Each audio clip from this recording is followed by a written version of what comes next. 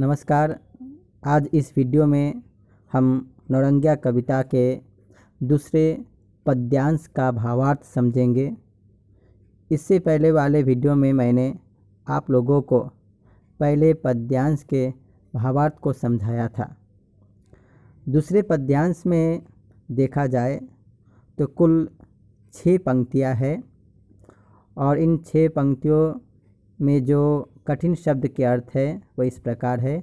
कसी भरी देह शरीर, सिवरन कांपना, अमोले आम का छोटा पौधा, डोले घूमना, होठ खुलना, बोलना जवाब देना, लेखपाल हिसाब किताब करने वाला, ठेकेदार ठेका लेने वाला।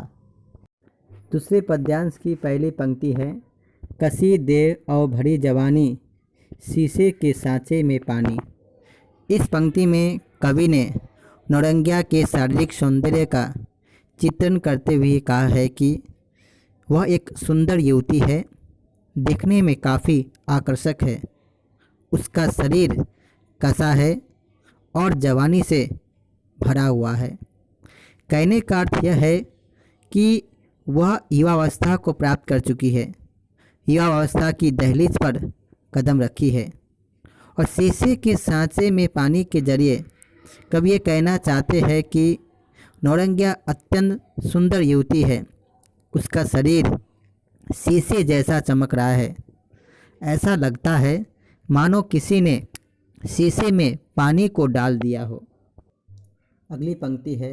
सिहरन पहने हुए अमोले, काला भौरा मुंह पर डोले।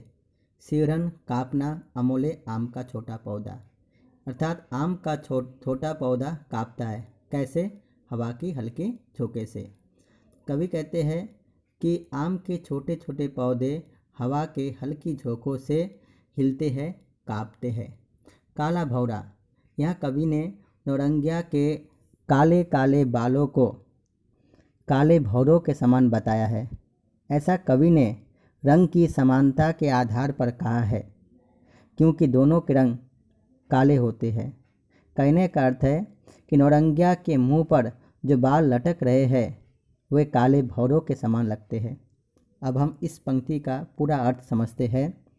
कवि कहते हैं जब हवा चलती है तब हवा की हल्की झोंकों से आम के छोटे छोटे पौधे ठीक वैसे ही हिलने लगते हैं, कांपने लगते हैं, जैसे नौरंगिया के मुंह पर लटके हुए काले काले बाल हिलते हैं। नौरंगिया के बाल खुले हुए हैं, ये बाल मुंह पर, उसके चेहरे पर, गालों पर लटक रहे हैं। ये लटके बाल हल्की हवा के झोंके से हिलने लगते हैं, जिसे देखकर कवि को लगता है जैसे काले भौरे किसी फूल पर मंडरा रहा हो।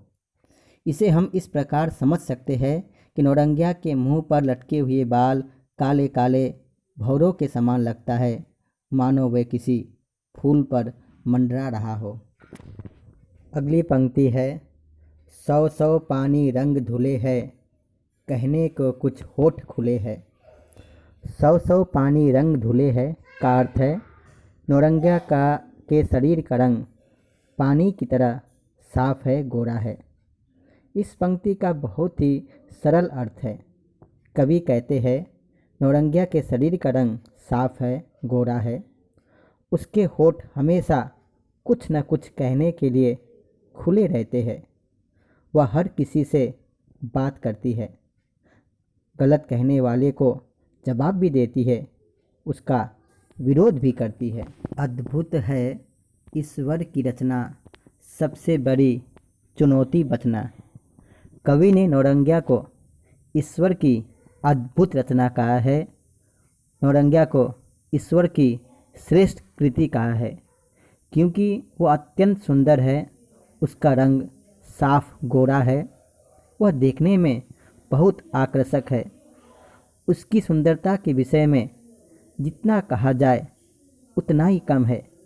गांव के ठेकेदार, लेखपाल, महाजन जैसे लोग उसकी सुंदरता के कायल है। वह इतनी सुंदर है कि अब उसकी सुंदरता ही उसका शत्रु बन गया है। अपने आत्मसम्मान की रक्षा करना, अपने आत्मसम्मान को बचाना अब उसके लिए चुनौती बन गई है। जैसी नीयत लेखपाल की वैसे ठेकेदार की है, नौरंगिया गंगा पार की है। कवि कहते हैं कि लेखपाल और ठेकेदार जिसके अधीन नौरंगिया काम करती है, ये दोनों लेखपाल और ठेकेदार गंदी निगाह से नौरंगिया को देखते हैं, नौरंगिया को बुरी नज़रों से देखते हैं। उनकी नज़रों को नौरंगिया पहचानती है, क्योंकि वह साहसी है, किसी से डरती नहीं है, इसलिए ठेकेदार लेखपाल उसका कुछ भी बिगाड़ नहीं पाते हैं। नौरंगिया गंगा पार की है। धन्यवाद।